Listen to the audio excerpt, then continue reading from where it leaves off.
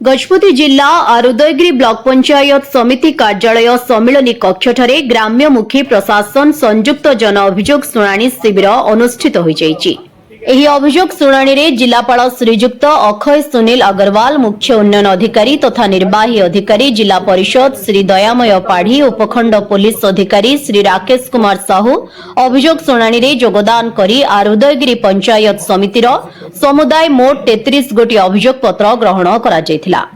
सेथि मध्यरु व्यक्तिगत अभियोग समस्या 15 गोटी, ग्रामभित्तिक समस्या 18 गोटी अभियोग आसिथिला।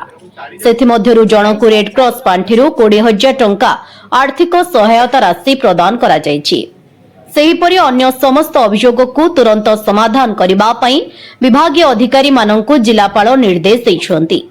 जिला सामाजिक सुरक्षा और भिन्नक्षम सशक्तिकरण विभाग पक्षरु 4 जनंकु मधुबाबू पेंशन योजना रे शामिल करा जायछि और जातीय परिवार मंगल योजनारू 3 जनंकु 20,000 टंका लेखाएं आर्थिक सहायता राशि प्रदान करा जायछि। आजिर एही अभियोग शुणाणी शिविर रे सामाजिक सुरक्षा, जमीपट्टा, मनरेगा, गृह निर्माण, राशन कार्ड, शिक्षा, जलसेचन, रास्ता और स्वास्थ्य समस्या भली विभिन्न समस्या नै अभियोग आसिथिला।